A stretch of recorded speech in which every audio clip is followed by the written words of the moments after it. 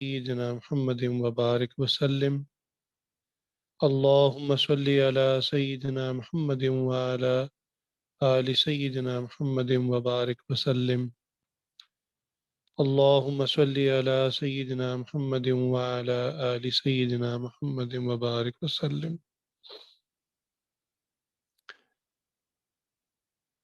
قرآن کریم فرقان حمید تمام انسانوں کی ہدایت کی کتاب ہے اور قیامت تک کے لیے مستقل ہدایت کی کتاب ہے۔ قرآن کریم مختلف سبجیکٹس، مختلف مضامین کا مجموعہ ہے جس میں تاریخ، انسانی ہدایت، رہنمائی کے سبق، اللہ تعالیٰ کے اوامر، حکم، نہیں یعنی جن چیزوں سے منہیات جنہیں کہتے ہیں، جن سے روکا گیا، اس قسم کے دیگر مختلف توحید وغیرہ کے مضامین سے ملا جلا ہوا اللہ تعالیٰ کا ایک انعام اور تحفہ ہے۔ قرآن کریم کے اندر ایک مقام ایسا ہے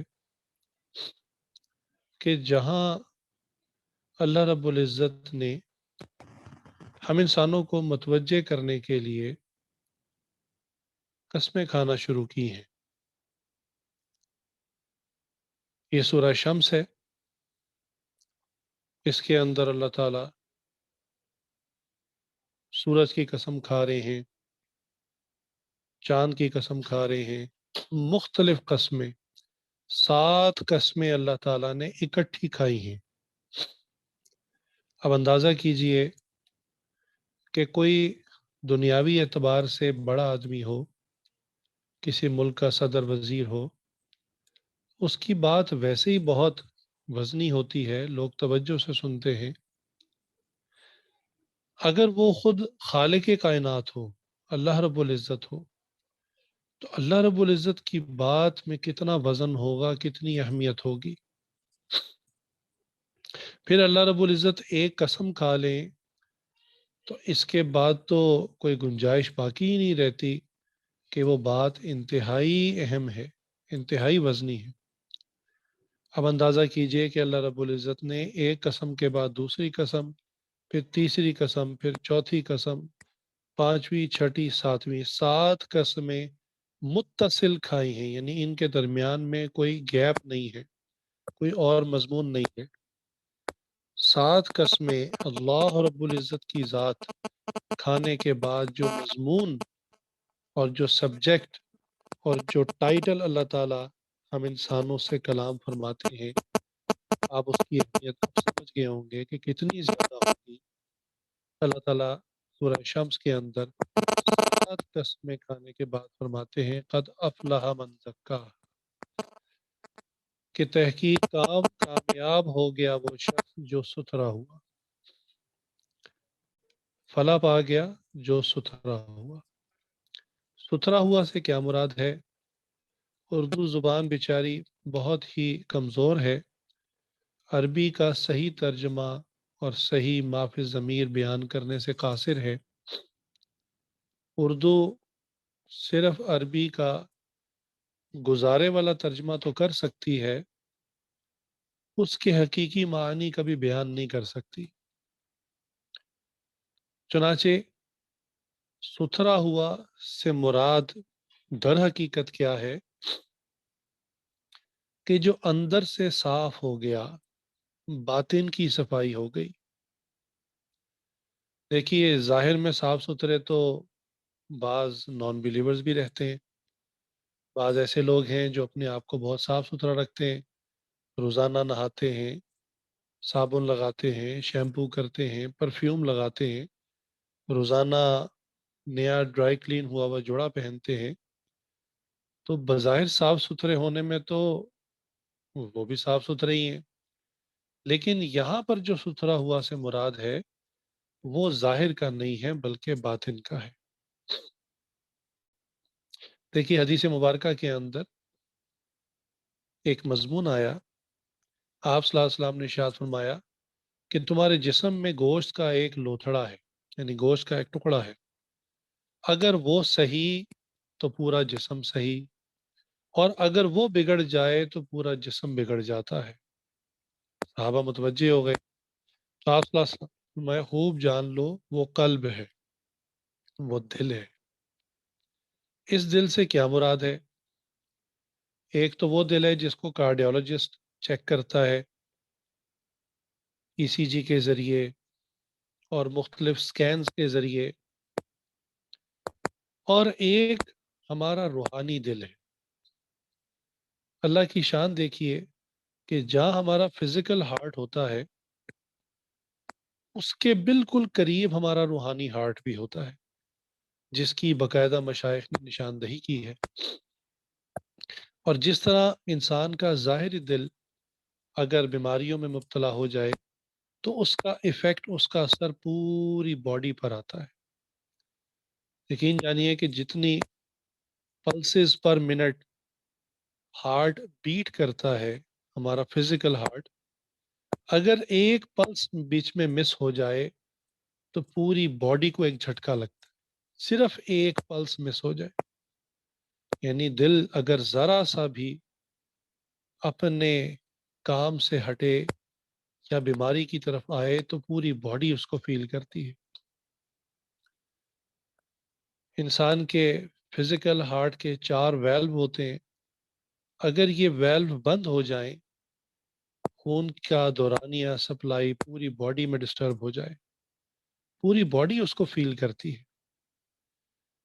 ہارٹ جس فریکوینسی پہ بیٹ کر رہا ہے، دوسرے لفظوں میں پمپ کر رہا ہے بلڈ کو، اگر یہ بلڈ تیز پمپ کرنا شروع کر دے تو انسان ہائی بلڈ پریشر کا مریض بن جاتا ہے۔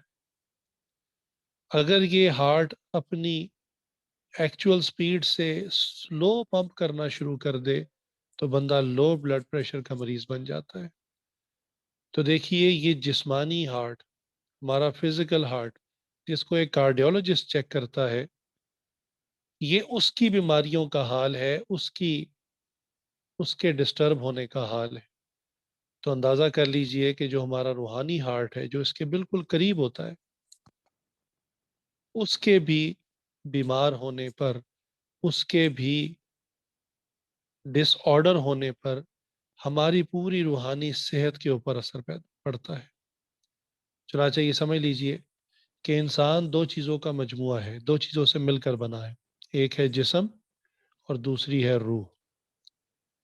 جسمانی صحت اور جسمانی بیماریاں، ان کو ہم خوب جانتے ہیں، خوب سمجھتے ہیں۔ چنانچہ ہم اپنی باڈی کو صحت مند رکھنے کے لیے اچھی غذا کھاتے ہیں، پھل کھاتے ہیں، دودھ پیتے ہیں، ملٹی وائٹامنز استعمال کرتے ہیں، تو ہمارا جو باڈی ہے، جو ہماری ظاہری جسم ہے، وہ بہتری کی طرف جانا شروع ہوتا ہے۔ اور اگر ہمارا ظاہری جسم بیمار ہو جائے تو اس کے علاج کے لیے پھر ہم کچھ معالج ہیں ان سے رجوع کرتے ہیں، جن کو ڈاکٹر کہتے ہیں، حکیم کہتے ہیں، ہومیوپیتھ کہتے ہیں۔ تو ہمیں پتہ چلتا ہے کہ جب ہمارا جسم بیماریوں کا شکار ہوتا ہے تو ہماری صحت خراب ہو جاتی ہے۔ بالکل اسی طرح سے جب ہمارا روحانی ہارٹ خراب ہوتا ہے تو ہماری روحانی صحت خراب ہو جاتی ہے۔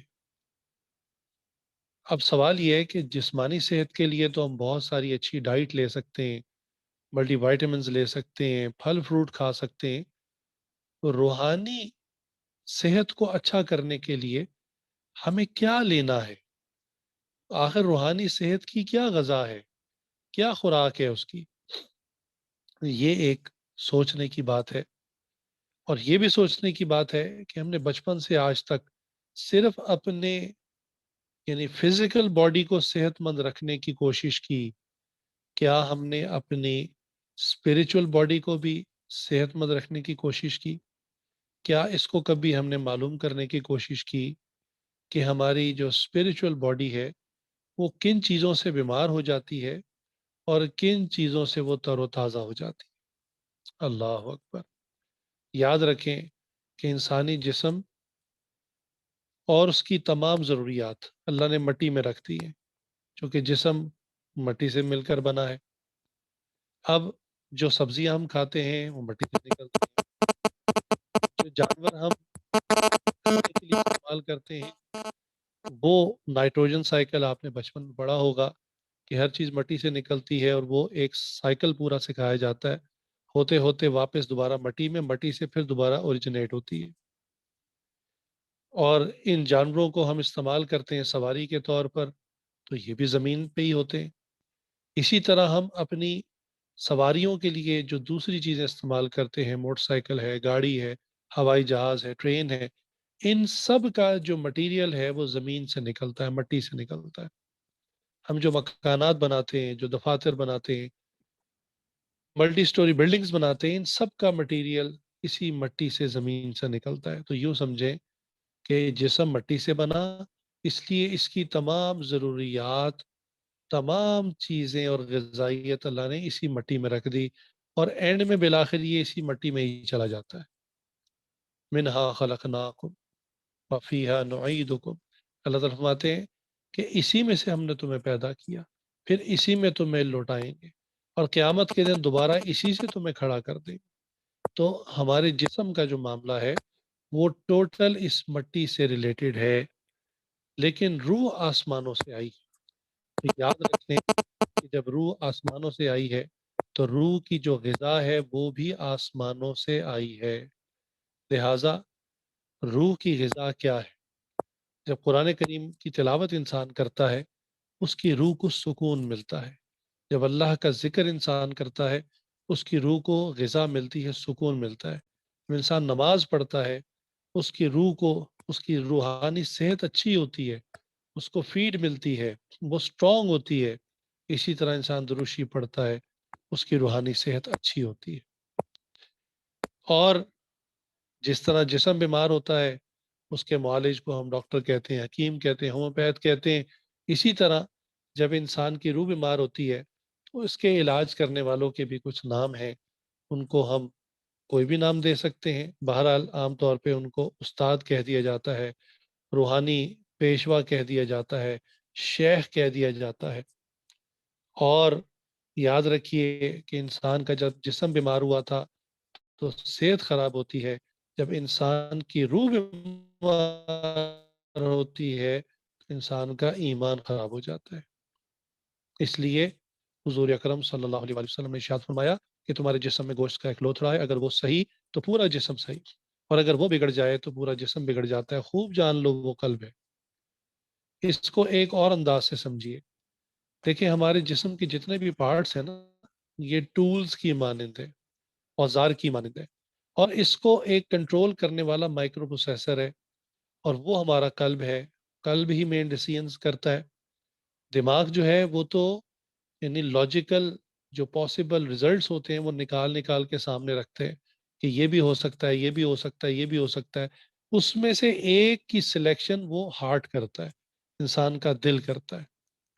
چنانچہ یوں سمجھ لیں کہ جیسے کمپیوٹر کا کی بورڈ بھی ٹھیک ہو، کمپیوٹر کا ماؤس بھی ٹھیک ہو، کمپیوٹر کا جو ہے وہ اسکرین بھی ٹھیک ہو، کمپیوٹر کی ہارڈ ڈرائیو بھی ٹھیک ہو، اس کی ریم بھی ٹھیک ہو، سب کچھ ٹھیک ہو، صرف اس کا سی پی یو خراب ہو جائے تو یوں سمجھیں کہ وہ پورے کا پورا کمپیوٹر بیکار ہو جاتا ہے۔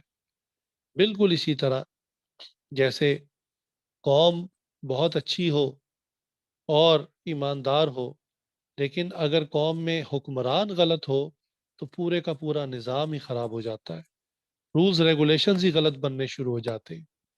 بالکل اسی طرح انسان کا قلب، یہ اس کا مائکرو پروسیسر ہے، یہ اس کا حکمران ہے جس کی کمانڈ پورے جسم کے اوپر چلتی ہے۔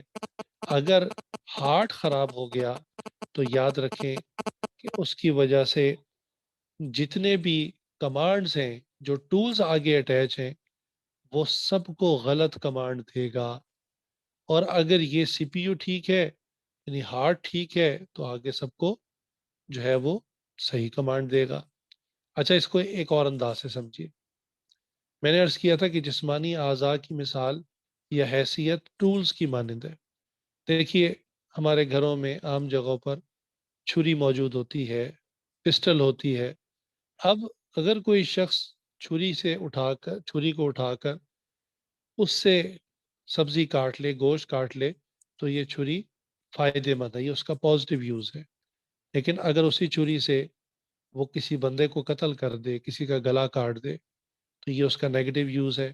لیکن یاد رکھیے کہ اس پر ہم چھری کو قصوروار قرار نہیں دیں گے، کیونکہ چھری کی مثال ایک ٹول کی حیثیت کے، استعمال کرنے والے کا پروسیسر کیا سوچ رہا تھا۔ اگر تو وہ نیگیٹو سوچ رکھتا ہے تو وہ اس چھری کو نیگیٹو استعمال کرے گا، اور اگر وہ بندہ پازیٹیو سوچ رکھتا ہے تو اس چھری کو پازیٹیو استعمال کرے گا۔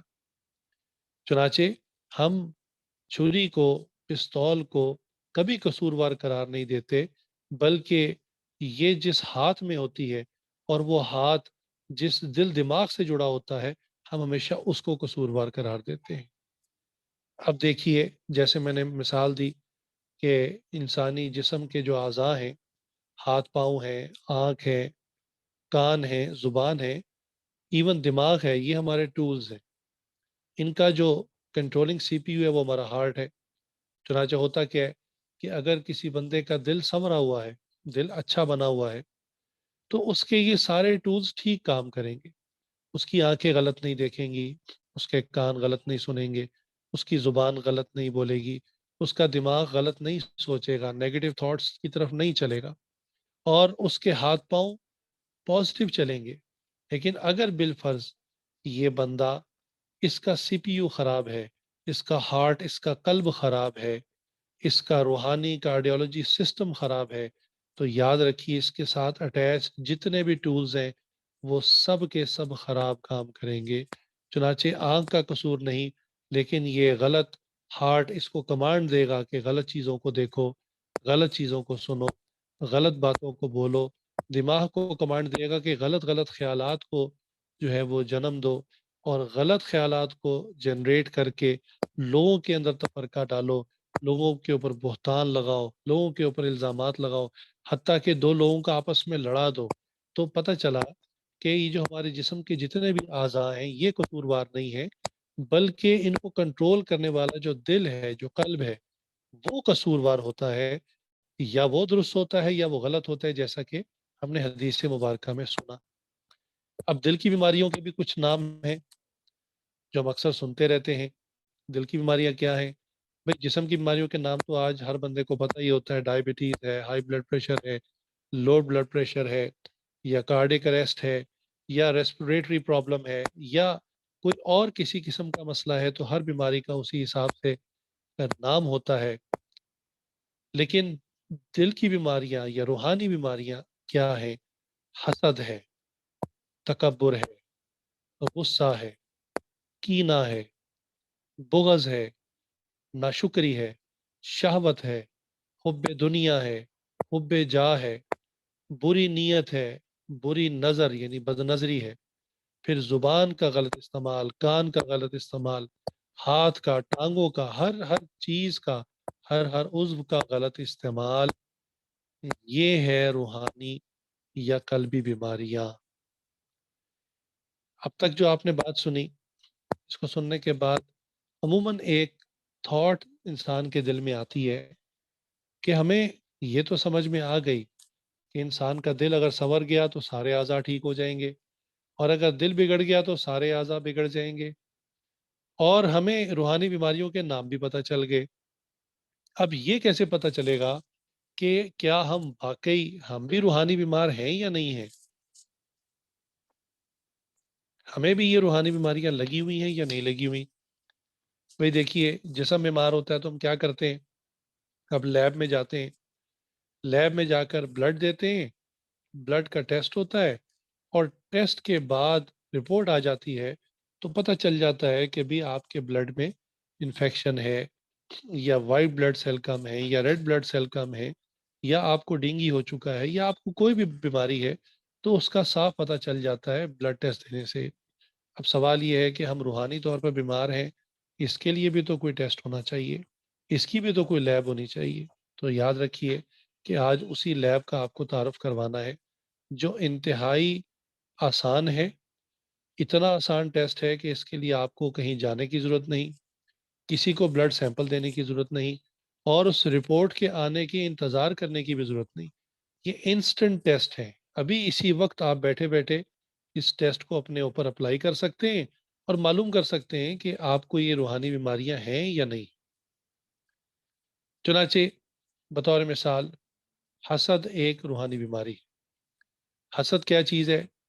کسی کی نعمت آپ نے دیکھ لی، اب کسی کے پاس کوئی نعمت کو دیکھ کر آپ کو خوشی نہیں ہو رہی، بلکہ اندر کچھ گڑبڑ محسوس ہو رہی ہے، اندر کچھ جلن سی ہو رہی ہے، کچھ پین ہو رہی ہے کہ یہ نعمت اس کو کیسے مل گئی، یہ ڈیزرو نہیں کرتا یا یہ ڈیزرو نہیں کرتی، یہ نعمت اس کے پاس نہیں ہونی چاہیے۔ اس کیفیت کو حسد کہتے ہیں۔ جب بھی آپ کا کوئی قریبی ہو یا دور ہو یا پڑوسی ہو، کلیگ ہو، دوست ہو، اگر اس کو آپ دیکھیں کہ کوئی اچھی چیز مل گئی ہے اور آپ کو اندر سے کوئی خوشی نہیں ہوئی، دیکھیں یاد رکھیں، اندر کا جو معاملہ ہے نا وہ ہر انسان خود خوب جانتا ہے، دوسرا تو نہیں پہچان سکتا، دوسرے کو تو انسان دھوکہ دے دیتا ہے۔ ماشاءاللہ ماشاءاللہ، نئی گاڑی ملی ہے، بہت مبارک ہو، بہت مبارک، نیا مکان لیا ہے، بہت مبارک ہو، اچھا آپ کی جاب چینج ہو گئی ہے، سیلری بڑھ گئی ہے، بہت مبارک ہو آپ کو۔ اوپر سے انسان یہ کہہ رہا ہوتا ہے اور اندر سے جو ہے وہ جل کر خاک ہو رہا ہوتا ہے کہ اس کی شکل دیکھو اور اس کا رینک دیکھو، اس کو اتنی ترقی مل کسے گئی، اس بیوقوف کو تو بات کرنے کی تمیز نہیں، اس کا پڑھائی میں اتنا اچھا جی پی اے آ کیسے گیا، اس کو نیا موٹر سائیکل مل کیسے گیا، اس کو نئے ماڈل کی گاڑی مل کیسے گئی، اس کے پاس نیا مکان آ کیسے گیا، اس کو خوبصورت بیوی مل کیسے گئی۔ یعنی دنیا کی جو عام چیزیں ہیں وہ جب بھی آپ کسی کے پاس دیکھیں اور آپ کو اندر سے اچھا نہ لگے، میں نے یاد رکھیں کہا ہے اندر سے اچھا نہ لگے، چونکہ اندر کا معاملہ ہر انسان کا ذاتی ہوتا ہے اور ہر انسان اس کیفیت کو خوب سمجھ سکتا ہے۔ چنانچہ حابیل اور قابیل کا قصہ مشہور ہے۔ حضرت آدم علیہ السلام اور اماں حوا، جب ان کی ابتدا میں ان دنیا کو اللہ تعالیٰ نے آباد کرنا تھا، تو اس وقت ایک اس زمانے کا رواج تھا، اللہ تعالیٰ کی سنت یہ تھی کہ جوڑے جوڑے پیدا ہوتے تھے، لڑکا لڑکی پیدا ہوتے تھے، ٹوینز پیدا ہوتے تھے، اور اس میں ترتیب یہ تھی کہ جو پہلا ٹوین پیئر پیدا ہوتا وہ آپس میں بہن بھائی شمار ہوتے، جو نیکسٹ ٹوین پیدا ہوتے وہ آپس میں بہن بھائی شمار ہوتے۔ اب پہلے ٹوین کے لڑکے کی اور دوسرے کی لڑکی کا نکاح ہوتا اور دوسرے کی لڑکی کا پہلے کے لڑکے سے نکاح ہوتا۔ چنانچہ یہ قابیل اور حابیل، یہ بھی دو بھائی پیدا ہوئے، ان کے ساتھ دو لڑکیاں پیدا ہوئیں۔ تو قابیل کے ساتھ جو لڑکی پیدا ہوئی، جو آدم علیہ السلام کی شریعت کے مطابق اس کی بہن بنتی تھی، بہت خوبصورت تھی، اور حابیل کے ساتھ جو لڑکی پیدا ہوئی جو حابیل کی بہن تھی، وہ عام شکل کی تھی۔ اب اس زمانے کی ریت اور رواج کے مطابق قابیل کی شادی اس لڑکی سے ہونی تھی جو حابیل کے ساتھ پیدا ہوئی تھی، اور حابیل کی شادی اس لڑکی سے ہونی تھی جو قابیل کے ساتھ پیدا ہوئی۔ لیکن قابیل نے اس وقت شور ڈال دیا کہ میں اسی لڑکی سے نکاح کروں گا، یعنی اس شریعت کے مطابق جو اس کی بہن بنتی تھی، چونکہ وہ زیادہ خوب شکل تھی، خوبصورت تھی، اس نے کہا کہ میں اسی سے نکاح کروں گا۔ آدم علیہ السلام نے بہت سمجھایا، قصہ بہت طویل ہے، مختصراً یہ اس کا انجام یہ ہوا کہ بالآخر قابیل نے اپنے بھائی حابیل کو قتل کر دیا۔ یاد رکھیے یہ انسانیت میں پہلا قتل تھا، اس سے پہلے لوگ مرتے تو تھے لیکن طبعی موت مرتے تھے، اپنی موت جیسے وقت آیا بیمار ہو کر مر گئے۔ تو یہ انسانیت میں پہلا قتل تھا جو قابیل نے اپنے ہی سگے بھائی کا کیا اور عورت کے پیچھے کیا۔ تو دیکھیے یہ قابیل کے اندر حسد تھا، یہ اس کے اندر جلن تھی کہ یہ نعمت جو میرے بھائی کو ملنے والی ہے، یہ لڑکی جو میرے بھائی کو ملنے والی ہے، اس کو نہیں ملنی چاہیے، یہ مجھے ملنی چاہیے۔ اسی حسد کا انجام یہ ہوا کہ اس نے اپنے بھائی کو قتل کر دیا۔ اللہ تعالیٰ سورہ نساء کے اندر قرآن کریم میں ارشاد فرماتے ہیں، ام یحسدون الناس علی ما آتاہم اللہ من فضلہ، کیا یہ لوگوں سے صرف اس لیے حسد کرتے ہیں کہ اللہ نے اپنے فضل سے انہیں نعمتیں دی ہیں؟ یعنی نعمتیں دینے والی ذات اللہ کی ہے، بھائی آپ بھی مانگ لو اللہ سے، لیکن خود مانگنے کے بجائے لوگوں کو جو اللہ نے نعمتیں دی ہیں اس سے وہ حسد کرتے ہیں۔ چنانچہ یہ حسد کتنی خطرناک بیماری ہے کہ قرآن کریم جب کلوز ہو رہا ہے اختتام پر پہنچ رہا ہے، آخری ورڈنگز ہیں۔ اور یاد رکھیے کوئی بھی کتاب، کوئی بھی رائٹر لکھتا ہے تو اس کا جو سٹارٹ ہوتا ہے، پری فیس، وہ بہت اہم ہوتا ہے۔ اسی طرح جو اس کے کلوزنگ ورڈز ہوتے ہیں وہ بہت اہمیت کے حامل ہوتے ہیں۔ قرآن کریم جن مضامین پر، یعنی جن صورتوں پر ختم ہو رہا ہے، وہ سورہ فلق اور سورہ ناس ہیں، اور ان کے اندر کیا مضمون آیا؟ وَمِن شَرِّ حَاسِدٍ إِذَا حَسَد، اور حسد کرنے والے کے حسد والے شر سے پناہ مانگی گئی ہے۔ چنانچہ یہ حسد بہت ہی عجیب بیماری ہے، اور یہ انسان کو اندر ہی اندر گھائل کر دیتی ہے، اندر ہی اندر زخمی کرتی رہتی ہے، اندر ہی اندر کمزور کرتی رہتی ہے، انسان کو منافق بنا دیتی ہے۔ اوپر اوپر انسان لوگوں کے ساتھ ان کی چیزوں کی تعریف کر رہا ہوتا ہے، لیکن در حقیقت اندر ہی اندر ان کی نعمتوں سے سڑ رہا ہوتا ہے۔ لہٰذا ہر بندے کا جو ہے حسد، وہ اپنی فیلڈ والوں میں ہوا کرتا ہے۔ اہل علم کے اندر دوسرے اہل علم کا تکبر ہوا کرتا ہے، نعمت والوں کے اندر دوسروں کی نعمت کو دیکھ کر جو حسد ہوا کرتا ہے۔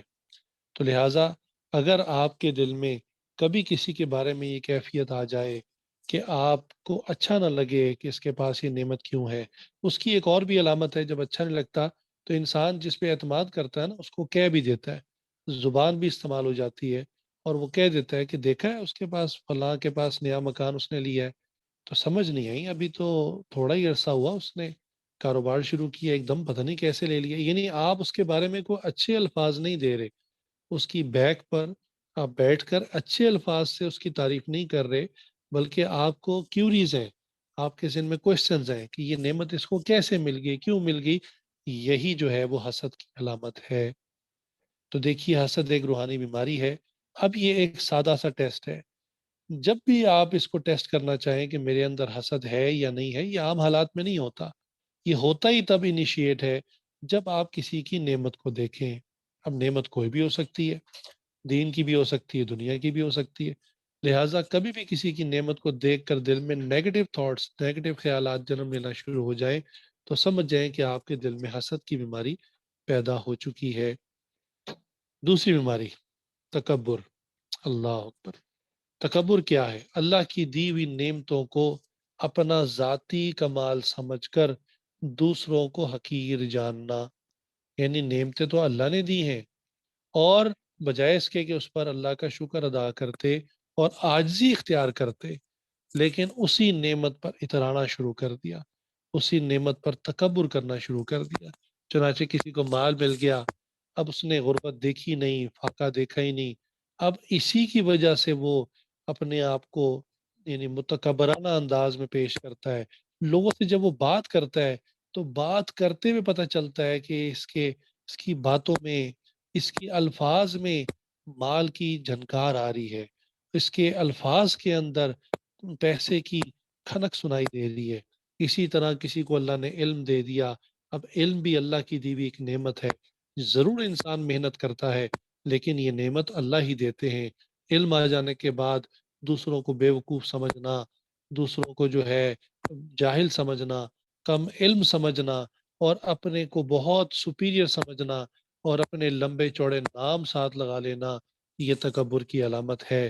عقل کسی کو اللہ نے دے دی، وزڈم، کہ وہ باتوں کو جلدی کیلکولیٹ کر لیتا ہے، جلدی کسی رزلٹ پہ پہنچ جاتا ہے، دوسرے لوگ ابھی سوچ ہی رہے ہوتے ہیں وہ نتیجے پہ پہنچ جاتا ہے، اب اپنی عقل کے اوپر اس کو تکبر ہونا شروع ہو جاتا ہے۔ اور اسی طرح کسی کو اللہ نے میموری بڑی سٹرونگ دے دی، قوت حافظہ دے دی، اب وہ اللہ کی دی ہوئی ایک نعمت ہے، لیکن اب اس کے اوپر وہ اتراتا ہے، تکبر کرتا ہے، کہتا بھی تم لوگوں کو تو یہ بھی یاد نہیں ہوتا کہ تم نے کل رات کھانے میں کیا کھایا تھا، اور مجھ سے تو تم جو ہے 25 سال پرانی بات پوچھ لو، میں تمہیں فوراً بتا دوں گا، میری تو فوٹوگرافک میموری ہے۔ اندازہ کیجئے یہ نعمت اللہ کی دی ہوئی تھی، لیکن اس کے اوپر وہ تکبر کرنا شروع ہو گیا۔ کسی کو اللہ نے حسین بنا دیا، کسی عورت کو اللہ نے حسین بنا دیا، اب اپنے حسن کو وہ تکبر کی وجہ سے، یعنی حسن کی وجہ سے تکبر میں پھرتی ہے، دوسروں کو بالکل جو ہے وہ بدصورت اور چڑیل سمجھتی ہے، اپنے آپ کو نہ جانے کون سے آسمان کی مخلوق سمجھتی ہے، اور حالت یہ ہوتی ہے کہ چہرے پر ایک چھوٹا سا دانہ نکل آئے تو وہ پریشان ہو جاتی ہے کہ دانہ کیسے ختم ہوگا، اور کہ جب دانہ ختم ہوگا پھر وہ ڈاکٹروں سے مشورہ کرتی ہے، کیا یہ دانہ جب ختم ہوگا تو نشان تو نہیں چھوڑ جائے گا، میری سکن خراب تو نہیں ہو جائے گی؟ یعنی یہ حال ہوتا ہے کہ اللہ تعالیٰ کی دی ہوئی نعمت اور اس کے اوپر اتنا تکبر کرنا۔ کوئی کسی بڑے خاندان میں پیدا ہو جائے، اونچے خاندان میں پیدا ہو جائے، اس کے اندر تکبر پیدا ہو جاتا ہے، وہ دوسروں کو گھٹیا اور نیچ ذات سمجھنا شروع کر دیتا ہے، دوسرے اس کو چھوٹے نظر آنے شروع ہو جاتے ہیں۔ اب تو تکبر کی کچھ سمٹمز بھی ہیں، جیسے بخار ہوتا ہے نا تو انسان کا ماتھا گرم ہو جاتا ہے، اور جو ہے اس کا ٹیمپریچر ہائی ہو تو تھرمامیٹر بتا دیتا ہے۔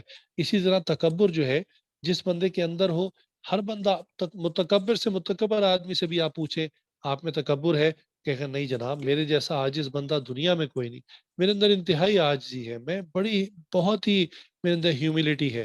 لیکن تکبر کا پتہ کب چلے گا؟ وہ خاص حالات میں پتہ چلے گا۔ چنانچہ جب اس کی کسی کے ساتھ آرگیومنٹ ہو جائے، کسی کے ساتھ بحث ہو جائے، تو دیکھیے وہ کیسے کیسے الفاظ زبان سے نکالتا ہے۔ وہ کہتا ہے وہ تمہاری اوقات کیا ہے؟ تم جیسے کئی تو میں ویسے ہی خرید کر پھرتا ہوں، تم جیسے تو میری جیب میں میرے ساتھ رہتے ہیں، تمہاری اوقات ہی کیا ہے کہ تم میرے سامنے زبان کھولو؟ حالت ہی ہوتی ہے کہ بڑی کاروں والے جن کے آگے بھی سیکیورٹی کا جو ہے وہ ٹرک ہوتا ہے، پیچھے بھی سیکیورٹی والی جیپ ہوتی ہے، وہ دوسرے لوگوں کو کچھ نہیں سمجھتے، وہ گاڑی تیز چلاتے ہیں، ہارن دیتے ہیں، اور غصے سے ہارن دیتے ہیں کہ ہٹ جاؤ آگے سے ورنہ ہم کچل کے رکھ دیں گے۔ ان کو باقی لوگ سڑک پہ چلتے ہوئے کیڑے مکوڑے نظر آتے ہیں، وہ سمجھتے ہیں ان کی تو اوقات ہی کچھ نہیں تھی۔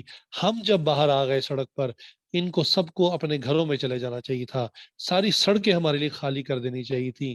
یہ صرف اور صرف تکبر ہوا کرتا ہے۔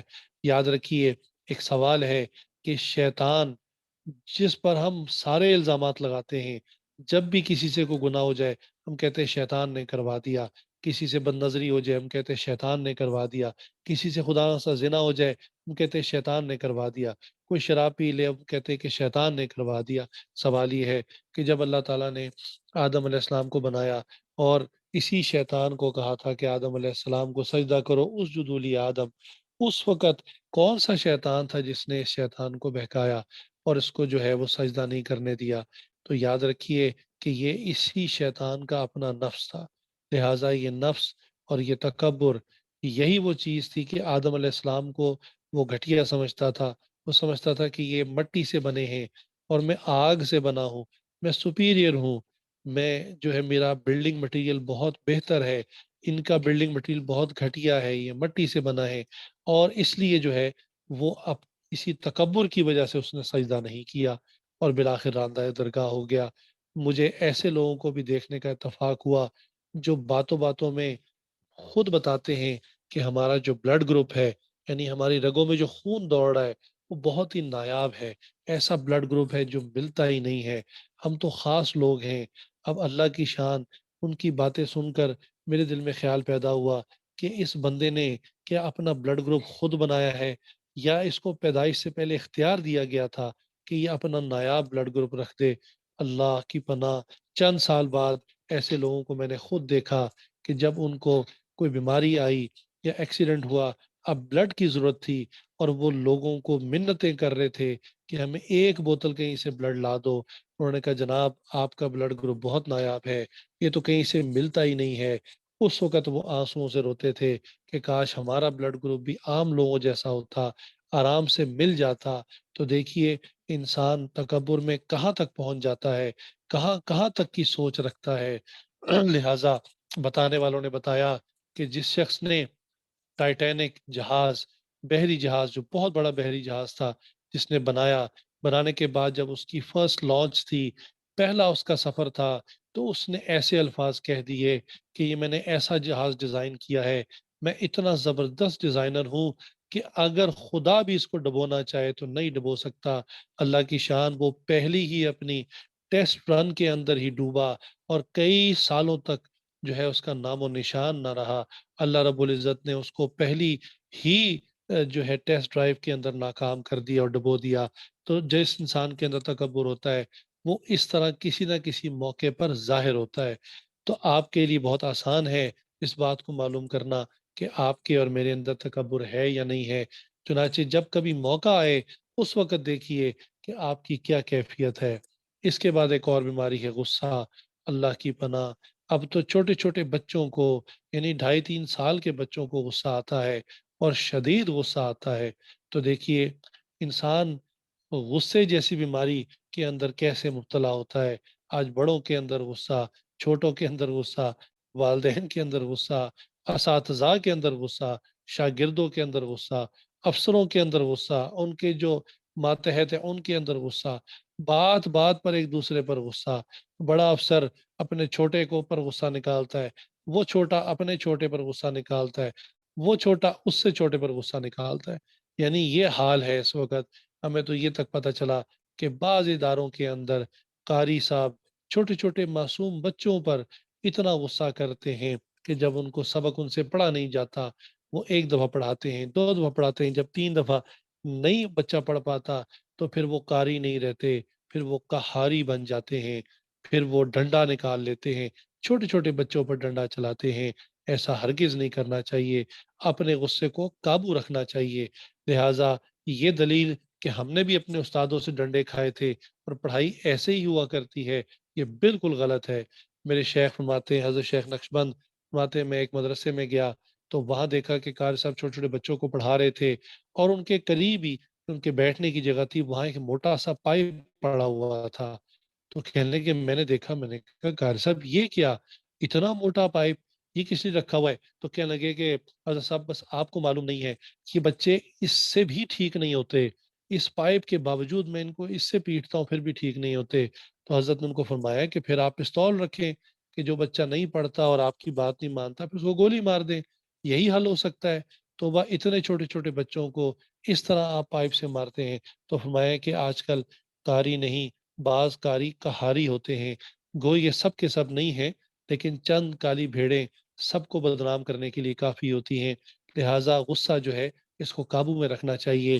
آج جو ہے طلاق کا معاملہ، میرے استاد محترم شیخ مفتی زکریا صاحب دامت برکاتہم عالیہ جامع شفیہ میں صدر مفتی ہیں اس وقت، وہ فرماتے ہیں کہ ہمارے پاس جتنے بھی کیسز آ رہے ہیں، فتاوی آ رہے ہیں، اکثر طلاق کے معاملات ہیں۔ انہوں نے کہا 80% طلاق کے معاملات ہوتے ہیں، جو سارا دن لوگ دارالفتاء میں ہم سے پوچھنے آتے ہیں، اور فرمانے کہ ہر ایک ہی بات ہوتی ہے کہ مفتی صاحب بس میں نے غصے میں بیوی کو طلاق دے دی، مفتی صاحب اس نے ایسی بات کر دی، مجھے غصہ آ گیا، میرا میٹر گھوم گیا اور میں نے بس طلاق دے دی۔ تو فرماتے ہیں کہ بھائی طلاق تو غصے میں ہی دی جاتی ہے، بھلا غصے کے اندر تم نے کبھی غصے میں آ کر اپنا گھر بھی بیوی کے نام کر دیا کہ میرا اتنا دماغ خراب ہوا تھا، میں نے اپنا گھر غصے میں بیوی کے نام کر دیا، میں نے اپنی گاڑی بیوی کے نام کر دی، میں نے اپنی ساری جائیداد بیوی کے نام کر دی؟ باتیں غصے میں تمہیں طلاق ہی نظر آتی ہے۔ لہٰذا آج غصے کی وجہ سے حضرت شیخ نقشبند نے واقعہ سنایا، اور مان لیں کہ ایک عجیب قصہ اخبار میں آیا کہ 70 سالہ جوڑا، یعنی 70 سال کے بابا جی اور اسی طرح 60-65 سال کی ان کی جو ہے وہ بیوی، یہ حج پر گئے، اور حج میں بالکل منا کے اندر بیٹھ کر کسی بات پر ناچاکی ہوئی، ناتفاقی ہوئی، بحث بڑھتی گئی، اور بالآخر بابا جی جو کہ پہلے سے غصے کے بہت تیز تھے، انہوں نے منا کے اندر حج کے دوران اپنی بیوی کو 3 طلاق دے کر فارغ کر دیا۔ لہٰذا یہ غصہ روحانی بیماری ہے، یہ قلب کی بیماری ہے، اس کا باقاعدہ علاج کروانا پڑتا ہے، اور جب انسان علاج نہیں کرواتا تو یہ ایک ٹائم بوم ہے، پھٹے گا اپنے وقت پر، لیکن اگر آپ کے اندر یہ فٹ ہے اور اگر آپ نے اس کو ڈسیبل نہیں کروایا تو زندگی میں کسی نہ کسی وقت اس کا نقصان آپ اٹھائیں گے۔ جوانی میں عموماً انسان کو اپنے جسم پر، اپنی زبان پر قابو ذرا زیادہ ہوتا ہے، بڑھاپے میں جیسے ہر چیز کمزور ہو جاتی ہے، اسی طرح انسان کی زبان اور دماغ اور اعصاب بھی کمزور ہو جاتے ہیں۔ لہٰذا اس وقت یہ بام پھٹتا ہے اور پھر انسان کہیں کا نہیں رہتا، اس کا پورا فیملی سٹرکچر برباد ہو جاتا ہے، اپنے پرائے بن جاتے ہیں، قریبی دور ہو جاتے ہیں، لہٰذا رشتے دار غیر بن جاتے ہیں اور انسان اکیلا رہ جاتا ہے۔ غصہ ایک روحانی بیماری ہے، اس کا روحانیت کے اندر علاج ہے۔ اس کے لیے آپ نے کوئی ٹیبلٹ نہیں کھانی، اس کے لیے کوئی کیپسول نہیں کھانا کہ بھی آپ کو غصہ نہ آئے، اس کے لیے باقاعدہ علاج ہے، وہ علاج کروانا پڑتا ہے۔ اسی طرح ایک اور بیماری سنی ہے، شہوت کی بیماری۔ شہوت کیسے کہتے ہیں؟ کہ کسی بھی خواہش کا، کسی بھی چیز کی جو انسان کے اندر ایک خواہش ہوتی ہے، جو نیڈ ہے، اس کا حد سے زیادہ بڑھ جانا. اب وہ کوئی بھی چیز ہو سکتی ہے. مثال کے طور پہ مال ہر آدمی کی ضرورت ہے، انسان کی ضروریات جڑی ہوتی ہیں، لیکن عام آدمی تو بس فائٹ کر رہا ہوتا ہے کہ میں اپنے ماہانہ اخراجات کو کسی طرح سے جو ہے وہ میٹ اپ کر لوں. میں بجلی کا بل دے دوں، اپنے گھر کا کرایہ دے دوں، اور جو کو ملازم رکھے ان کی تنخواہیں دے دوں، اپنی گاڑی کا پیٹرول کا خرچ پورا کر لوں، اور بس ایک جو سرکل ہے میرا کسی طرح سے پورا ہو جائے، اور میں بس اس کو پورا کر لوں. لیکن ایک ہے کہ انسان کے پاس کئی مکانات ہوں پھر بھی نئے مکان خریدنے کا شوق ہے، کئی گاڑیاں ہوں پھر نئی گاڑیاں خریدنے کا شوق ہے، اس کے پاس مال کا ڈھیر ہو پھر مزید مال اکٹھا کرنے کا شوق ہو.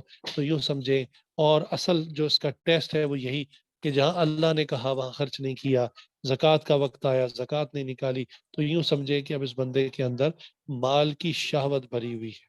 اسی طرح بعض لوگوں کے اندر کھانے کی اشتہا ہوتی ہے، پیٹ بھرا ہوتا ہے پھر بھی ذائقے کے لیے، لذت کے لیے کبھی لاہور کے فلاں ریسٹورنٹ جا رہے ہیں، کبھی فلاں ہوٹل جا رہے ہیں. کسی دوست نے بتایا کہ اندرون شہر میں فلاں چیز بڑی لذیذ ہے، وہاں جا کر کھانا شروع کر دیا. یعنی ایک تو تھا کہ انسان کھانا اس لیے کھاتا کہ وہ زندہ رہتا، اور جو ہے وہ اپنے کاموں کو کر لیتا، اللہ کی عبادت کر لیتا، بیوی بچوں کے حقوق ادا کر لیتا، اپنے اوپر جو فرائض ہیں بوجھ وہ اٹھا لیتا. ایک یہ ہے کہ کھانے کی تلاش میں کسی نے کہا گجرا والا میں فلاں چیز بڑی لذیذ ہے وہاں جا کر کھا رہا، کسی نے کہا کہ شیخو پورہ میں فلاں ڈش بڑی مشہور ہے وہاں جا کر کھا رہا. تو اس بندے کے اندر کھانے کی شہوت بھری ہوئی ہے. اسی طرح کئیوں کے اندر کپڑوں کی شہوت ہوتی ہے کہ الماری کپڑوں کے ڈھیر سے بھری ہوتی ہے، پھر نیا کپڑا خریدنے کا ان کو شوق ہوتا ہے.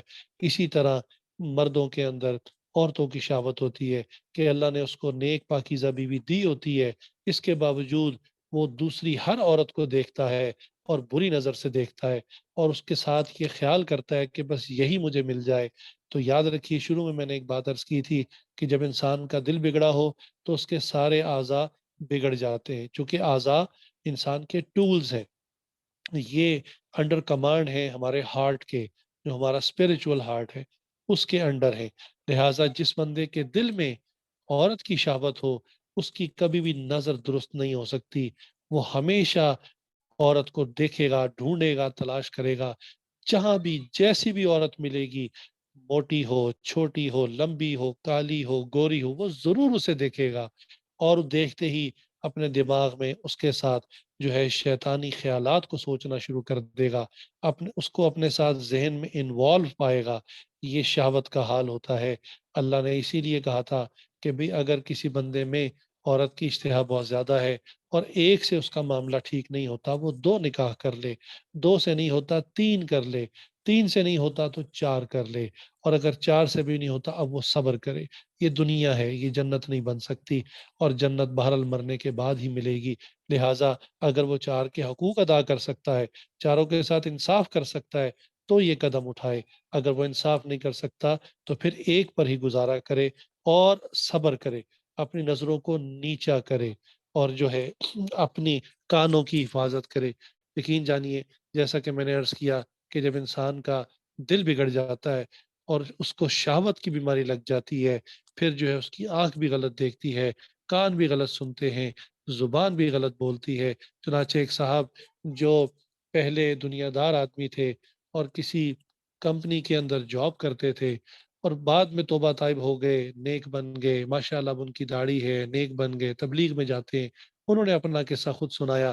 وہ کہتے ہیں کہ میں اپنے کاروبار کے لیے کسی دفتر میں فون کیا کرتا تھا، وہاں ایک سیکٹری جو ہے فون اٹھایا کرتی تھی، اس کی آواز بہت ہی خوبصورت تھی، اتنی خوبصورت آواز تھی کہ آہستہ آہستہ یہ کام شروع ہو گیا کہ میں اب کام نہ بھی ہوتا بہانے بہانے سے وہاں فون کرتا اور اس عورت کی آواز کو سنتا، اور اس کی آواز میں ایک جادو تھا جو میرے دل کے اندر گھر کر گیا، اور جو ہے میں اس کی آواز سن کر جو ہے وہ انوالو ہو گیا. حتیٰ کہ ایک دن میں نے پلان بنا لیا کہ آج میں نے اس حور پری کو دیکھ کر آنا ہے. کہنے لگے کہ میں بالآخر اس دفتر کی طرف چل پڑا، ان کے آفس گیا. جب میں اندر داخل ہوا تو دیکھا ریسیپشن پہ کے اوپر ایک موٹی سی خاتون، جن کا رنگ بھی بڑا سانولا سا ہے، بیٹھی ہوئی ہیں. تو میں سمجھ گیا کہ اچھا آج وہ جو سیکٹری اٹھایا کرتی ہے فون، جس کو دیکھنے کے لیے میں آیا ہوں، وہ آج چھٹی پر ہے، اس کی جگہ یہ خاتون بیٹھی ہوئی عارضی طور پہ. لہٰذا میں نے جا کر سلام کیا اور پوچھا کہ یہاں اور بھی کوئی خاتون ہوتی ہیں؟ تو انہوں نے جب جواب دیا کہ نہیں یہاں تو میں ہی ہوتی ہوں، تو ان کی آواز سن کر مجھے پتا چلا کہ یہ تو وہی خاتون ہیں جن کی آواز سن کر میں مرا جا رہا تھا۔ چنانچہ وہ کہنے لگے کہ ان کی آواز سن کر میں پٹری سے اتر گیا تھا، بہرحال ان کا چہرہ اور باقی حالات دیکھ کر میں واپس توبہ طائب ہو گیا اور پٹری پر آ گیا۔ میں نے کہا اللہ کا شکر ادا کریں، اگر جیسی اس کی آواز خوبصورت تھی، اگر دیکھنے میں بھی وہ ویسی خوبصورت ہوتی، تو آپ تو گناہ اور آگ کے بالکل قریب پہنچ چکے تھے، آپ تو جہنم کے قریب جا چکے تھے، اللہ نے آپ کو بچا لیا۔ اس لیے اللہ تعالیٰ نے امت کی عورتوں کو اپنی آواز میں نرمی اور لوچ اختیار کرنے سے منع کیا ہے کہ آپ اپنے محرم سے بات کریں، ہاں آواز میں نرمی ہو، آواز میں ایک انداز ہو، ایک خوبصورت پن ہو، آپ کا محرم خوش ہو آپ کی بات سن کر۔ محرم سے بات تو ایسے کرتی ہیں جیسے بارڈر پار کوئی دشمن ہوتا ہے اور منہ سے آگ کے شعلے اور گولہ بارود نکلتا ہے کہ خاوند جو ہے وہ توبہ توبہ کرتا ہے کہ اس عورت سے تو بات کرنا مشکل ہے، اتنی یہ جو ہے آگے سے پڑ جاتی ہے، ایسی ایسی آوازیں اور ایسی ایسی گالیاں نکالتی ہے کہ اس کی بات برداشت نہیں ہوتی۔ اور غیر مردوں کے ساتھ جب فون پر بات کرتی ہے یا گھر سے باہر نکل کے، تو اپنی آواز کو نرم کر لیتی ہے، اس میں خاص سٹائل اپنا لیتی ہے جس کی وجہ سے غیر مرد متوجہ ہونا شروع ہو جاتے ہیں۔ اس حرکت سے اللہ تعالیٰ نے قرآن کریم کے اندر منع کر دیا گیا۔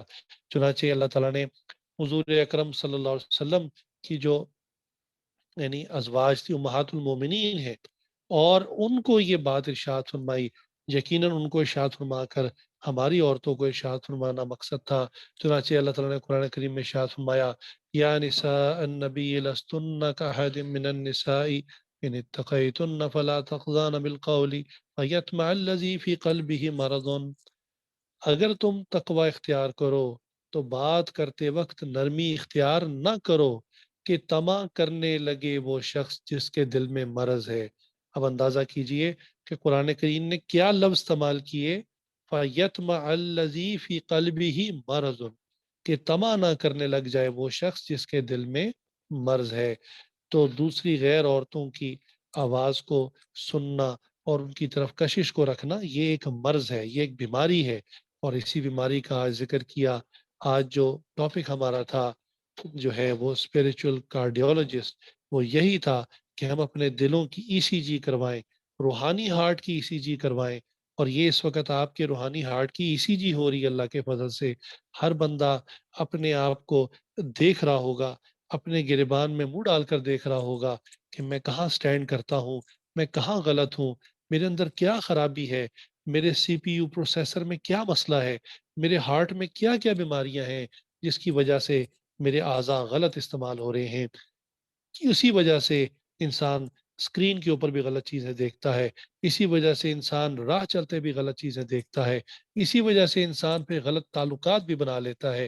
یہ سب اور سب اسی لیے ہوتا ہے کہ انسان کا دل درست نہیں ہوتا، اس دل کو درست کروانے کی ضرورت ہوتی ہے۔ یاد رکھیے بد نظری اتنا بڑا گناہ ہے کہ زمین آسمان میں جو پہلا گناہ ہوا وہ بد نظری کا ہی گناہ تھا۔ چنانچہ آدم علیہ السلام اگر اس پودے کو نہ دیکھتے جس کو اللہ نے کھانے سے منع کیا تھا تو وہ جنت سے نہ نکالے جاتے۔ اسی طرح قابیل اگر حابیل کی بیوی کو نہ دیکھتا اور دیکھنے کے بعد اس کے اندر طمع ہوا اور لہٰذا اس نے شہوت کی نظر سے دیکھا، اگر وہ نہ دیکھتا بد نظری نہ کرتا تو اپنے بھائی کو قتل نہ کرتا۔ لہٰذا بد نظری مستقل ایک بیماری ہے، قطعاً یہ نہ سمجھیں کہ شادی اس کا علاج ہے۔ اکثر والدین کی یہ سوچ ہوتی ہے کہ نوجوان ہے، اب بھی چھڑا چھانٹ ہے، اس کی شادی کر دیں گے، اس کی بیوی آ جائے گی تو اس کو ٹھہراؤ آ جائے گا، اس کی نظر قابو میں آ جائے گی۔ یاد رکھیں ایسا ہرگز نہیں ہے، لہٰذا بد نظری کا مستقل علاج کروانا پڑتا ہے، شادی ہرگز اس کا علاج نہیں ہے۔ ہاں جو نیک آدمی ہو، نیک بچہ ہو، اور جو ہے وہ جب اس کو بیوی مل جاتی ہے پھر وہ اس پہ صبر کر لیتا ہے، پھر وہ دائیں بائیں نہیں دیکھتا۔ اس کی مثال پھر ویسی ہے، ایک شخص بھوکا ہے، اس کو کھانا مل گیا، اس نے کھانا کھا لیا، اس کا پیٹ بھر گیا، وہ آرام سے بیٹھ گیا۔ لہٰذا یہ ہر بندے کا معاملہ نہیں ہوتا۔ اس کی مثال یوں سمجھ لیں کہ دیکھیں جن جن لوگوں کے پاس گاڑیاں ہیں تو کیا وہ دوسرے لوگوں کی گاڑیوں کو نہیں دیکھتے؟ کیا ان کے دل میں نہیں طمع آتا کہ میرے پاس اس سے بڑی گاڑی ہو، میرے پاس سپورٹس کار ہو، اس سے بہتر گاڑیاں ہوں؟ دو گاڑیاں ہوں، بالکل اسی طرح ایک شخص کے پاس بیوی ہے تو پھر وہ دوسروں کی بیویوں کو بھی دیکھتا ہے، اسی طرح جو ہے وہ انسان عمر کے ساتھ ساتھ یہ مرض بڑھتا چلا جاتا ہے، لہٰذا اس مرض کا مستقل علاج کروانا پڑتا ہے۔ ایک نوجوان ایک بزرگ کے پاس گیا اور کہنے لگا کہ حضرت، نوجوان ہوں، نظر قابو میں نہیں رہتی، آپ کوئی اس کا علاج بتا دیں، میں آپ کے پاس علاج کے لیے حاضر ہوا ہوں۔ لہٰذا ان بزرگوں نے کہا کہ اچھا، آپ کا مسئلہ میں بعد میں حل کرتا ہوں، آپ کو میں علاج بتاتا ہوں۔ آپ یوں کیجئے کہ میرے ایک دوست کی جو بازار ہے اس کے اس پار رہتے ہیں، آپ جو ہے یہ دودھ کا پیالہ ان کو دے آئیں۔ انہوں نے کہا حضرت یہ تو کام ہی کوئی نہیں، ابھی کراتا ہوں۔ میں ایسے نہیں، یہ دودھ کا پیالے میں سے ایک قطرہ بھی نیچے نہ گرے۔ اس نے کہا حضرت نہیں گرے گا۔ اب جب اس کو پیالہ ہاتھ میں پکڑایا، اس پر سے دودھ ڈالنا شروع کیا، تو دودھ ڈالتے ڈالتے ڈالتے بالکل پیالے کے اوپر جو باؤنڈری ٹپ ہوتی ہے وہاں تک بھر دیا۔ اب وہ نوجوان کو پسینہ آ گیا کہ یہ دودھ تو بڑا مشکل ہے لے کے جانا، بالکل اوپر تک بھر دیا، یہ تو ذرا سا میں چلوں گا تو یہ چھلک جائے گا۔ اور کہا کہ جناب اتنا ہی نہیں، ساتھ میں حضرت نے اپنا ایک لمبا تڑنگا مرید بھی کر دیا کہ اگر یہ دودھ کے پیالے میں سے ایک قطرہ بھی کہیں گرا تو یہ بھرے بازار میں جوتا اتار کے تمہیں مارے گا۔ اب وہ سوچ میں پڑ گیا کہ میں تو اپنا مسئلہ پوچھنے آیا تھا، حضرت نے مجھے کس مشکل میں ڈال دیا۔ خیر، وہ وہاں سے نکلا اور وہ جو اس گلی میں بازار تھا وہاں سے گزرا، اور مستقل نظر پیالے پر ہے، اور ٹیڑھی آنکھ سے دیکھ رہا ہے کہ مرید بھی ساتھ ساتھ حضرت کا چل رہا ہے، اور اس کو ڈر ہے کہ اگر مجھ سے ایک قطرہ بھی گر گیا تو یہ مرید جوتا اتار کے حضرت کا حکم پورا کرنے میں تاخیر نہیں کرے گا، بھرے بازار میں مجھے جوتے مارے گا۔ لہٰذا اس نوجوان نے بڑی احتیاط کے ساتھ بہت ہی نفیس طریقے سے چلتا ہوا گیا، اور دوسرے بزرگ کے گھر جا کر دودھ کا پیالہ دیا، شکریہ ادا کیا، واپس آ گیا اور کہا کہ حضرت، مشن اکمپلشڈ، میں نے وہ دودھ کا پیالہ ان کو دے دیا اور ایک قطرہ بھی نیچے نہیں گرا۔ حضرت نے فرمایا قطرے کو چھوڑو، یہ بتاؤ آج بھی تو تم بازار سے گزرے تھے، بتاؤ آج تم نے کتنے ماڈل دیکھے، آج تم نے کتنے نمونے دیکھے، آج تم نے کتنی شکلیں دیکھی اور تمہارے دل میں کیا کیا خیالات آئے۔ انہوں نے کہا حضرت کیا بات کر رہے ہیں، میں جو جب دودھ کے پیالے کو لے کر نکلا مجھے تو سارا وقت یہی خیال رہا کہ دودھ کا پیالہ چھلک نہ جائے، اس میں سے چند قطرے باہر نہ آ جائیں، اور آپ کا یہ مرید بھرے بازار میں مجھے مارے نہ اور میری بے عزتی نہ ہو لوگوں کے سامنے۔ میں تو اس ڈر سے مستقل دودھ کے پیالے کو دیکھتا رہا، میں نے تو دائیں میں دیکھا ہی نہیں۔ میں بس یہی آپ کو سمجھانا تھا، یہ آپ سے کام کروایا اسی لیے تھا تاکہ آپ کو بات سمجھ میں آ جائے کہ دیکھو جو اہل ایمان ہیں وہ ساری زندگی اپنے دل کے پیالے کو دیکھتے رہتے ہیں کہ اس میں سے ایمان چھلک نہ جائے، گر نہ جائے۔ ان کی نظر یہاں سے ہٹتی ہی نہیں ہے، ان کو دائیں بائیں کون لوگ ہیں، کس کس رنگ کے ہیں، کس کس قد کاٹ کے ہیں، کیسے کیسے ہیں، ان کو کوئی پرواہ نہیں ہوتی۔ وہ مستقل اپنے دل کے پیالے کو دیکھتے رہتے ہیں، اور وہ ڈرتے ہیں اس بات سے کہ ایسا نہ ہو ہمارے ایمان کا پیالہ جو ہے وہ چھلک جائے اور قیامت کے دن تمام انسانیت کے سامنے ہمیں شرمندگی اٹھانی نہ پڑے۔ اس نوجوان کو بات سمجھ میں آئی کہ نظروں کی حفاظت کتنی اہم چیز ہے۔ یاد رکھیے کہ جب انسان کی نظر پاکیزہ ہوتی ہے تو اس میں کیا اثر ہوتا ہے۔ چنانچہ شاعر کہتا ہے، تیری نگاہ سے دل سینوں میں کانپتے تھے، تیری نگاہ سے دل سینوں میں کانپتے تھے، کھویا گیا ہے تیرا جذبہ کلندرانہ۔ لہٰذا آج جو وہ مسلمانوں کی نگاہ میں وہ بات نہ رہی جس کو دیکھ کر کافر کانپا کرتے تھے، تھر تھر کانپتے تھے، مسلمان کسی علاقے میں جانے کی صرف ارادہ کر لیتے، اسلامی لشکر صرف جو ہے وہ دستہ چلنے کی تیاری کر لیتا تو کافروں کی جو ہے وہ جان نکل جایا کرتی تھی، وہ وہیں پر کانپنا شروع کر دیتے تھے۔ اس کی کیا وجہ ہے؟ آج یہ نعمت ہم سے کیوں چھن گئی کہ نظر پاکیزہ نہیں ہے۔ ایک اور بیماری کا میں تذکرہ کر کے پھر مضمون کو مکمل کرتا ہوں، اور وہ بیماری ہے کمپیرزن، نعمتوں کا موازنہ کرنا۔ یہ آج کی اس زمانے کی شاید سب سے بڑی بیماری ہے۔ یہ وہ بیماری ہے جس کی وجہ سے اکثر دوسرے مسائل جنم لے رہے ہیں۔ دیکھیے، میڈیا کے جو نقصانات ہوئے، جو فحاشی پھیلی، اوریانی پھیلی اور دوسرے معاملات ہوئے وہ تو ہیں ہی صحیح، ایک یہ بھی میڈیا کا نقصان ہوا کہ گاؤں دیہات کے اندر، حتیٰ کہ پہاڑوں کے اندر، جنگلات میں رہنے والے لوگوں کے پاس بھی جب میڈیا اور موبائل پہنچ گیا اور انہوں نے شہری لوگوں کی اور بڑے بڑے ترقی یافتہ ممالک کے لوگوں کی جب چیزوں کو دیکھنا شروع کیا، اللہ کی پناہ، وہ اپنی نعمتوں کو بھول گئے، ان کو اللہ से शिकवा पैदा हो गया, हमें मिला ही क्या है, अल्लाह आपने हमें दिया ही क्या है, ये देखो लोग जन्नत में कैसे रह रहे हैं और हम जो है किस हाल में हैं। लिहाजा खूबसूरत मॉडल्स को देखने के बाद इंसान को अपनी बीवी जो है वो बेशक जितनी मर्जी खूब शक्ल हो वो अच्छी नहीं लगती। नए नए मॉडल की गाड़ियां देखने के बाद इंसान को अपनी पुरानी गाड़ी जो बिल्कुल ठीक है वो अच्छी नहीं लगती। इसी तरह बड़े बड़े मकानात को फिल्मों में और स्क्रीन पे देखने के बाद इंसान को अपना मकान जो बिल्कुल दुरुस्त हालत में होता है वो अच्छा नहीं लगता। अपनी दुकान अच्छी नहीं लगती, अपने कपड़े अच्छे नहीं लगते, हत्ता कि अपनी औलाद अच्छी नहीं लगती, सब कुछ बेकार लगने लगता है। नेमतों की नाशुक्री शुरू हो जाती है। और याद रखें अल्लाह ताला ने क्या इरशाद फरमाया, ला इन शकरतुम ला अज़ीदन्नकुम वला इन कफरतुम इन अज़ाबी लशदीद। अल्लाह ताला ने इरशाद फरमाया कि अगर तुम मेरी नेमतों का शुक्र अदा करोगे मैं नेमतों में इजाफा करूंगा, और अगर तुम कुफरान नेमत करोगे, मेरी नेमतों की नाशुक्री करोगे, तो फिर मेरा अजाब यानी अल्लाह की सख्ती, अल्लाह की पकड़ बहुत सख्त है।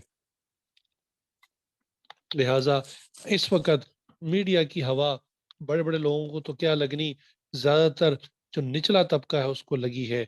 बेचारी काम वालियां, सीधी सादी औरतें, गांव देहात की औरतें, जिनको पता ही नहीं था कि दुनिया में क्या है, वो अपने घरों में थी, अपनी एक दुनिया में मस्त थी। जब उन्होंने स्क्रीन के ऊपर ये कुछ देखना शुरू किया, उनको फैशन का पता चला, उनको नए नए जेवरात का पता चला, उनको नए नए मेकअप का पता चला, नए नए कपड़ों का पता चला, उनके अंदाज का पता चला। लिहाजा कई सीधे साधे लोग इस हवाले से बर्बाद हो गए। इसलिए नेमतों का कंपैरिजन करना ये बराह रास्त अल्लाह के साथ शिकवा है। ये अल्लाह की ज़ात पर एतराज़ है कि गोया मैं लफ्ज़ तो सख्त इस्तेमाल कर रहा हूँ लेकिन समझाने के लिए कि अल्लाह आपको समझ ही नहीं है कि मुझे क्या देना चाहिए था और उसको क्या देना चाहिए था। अल्लाह अकबर, ये कितनी बड़ी बेअदबी है। अल्लाह को पता है किसके लिए क्या बेहतर है, किसको क्या देना चाहिए था। लेकिन आज ये कंपैरिजन की वजह से, इस बीमारी की वजह से लोग जो हैं वो अल्लाह से शिकवे करते फिरते हैं, अल्लाह से नाराज फिरते हैं। इसी वजह से कई लोग अल्लाह की इबादत नहीं करते, नमाज नहीं पढ़ते, सजदा नहीं करते कि हमें अल्लाह ने क्या दिया है जो हम अल्लाह का सजदा करें। हालांकि नेमतों से भरे होते हैं, वो घर भरे होते हैं, नेमतें खा रहे होते हैं, इसके बावजूद अल्लाह से शिकवे कर रहे होते हैं। याद रखिए इसका उसूल जो है हमारे बड़ों ने बताया कि अल्लाह ताला ने तुम्हें दो आंखें दी हैं, एक आंख से तुम अल्लाह की दी हुई नेमतों को देखो, और जो है दूसरी आंख से, यानी तुम अल्लाह ताला ने तुम्हें दो आंखें दी हैं, एक आंख से तुम अपने ऐब देखो और दूसरों की खूबियां देखो। और हम क्या करते हैं, एक आंख से लोगों के ऐब देखते हैं और दूसरी आंख से अपनी खूबियां देखते हैं, अपने आप को अच्छा समझते हैं, लोगों को बुरा समझते हैं। इसी तरह हम नेमतों के मामले में भी आपने फरमाया कि हमेशा तुम नेमतों के बारे में अपने से नीचे वाले को देखो।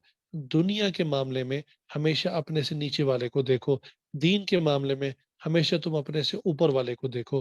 लिहाजा होगा क्या, दीन के मामले में जो बंदा सिर्फ साल में ईद की नमाज पढ़ता है वो देखेगा लोग तो जुमा भी पढ़ते हैं।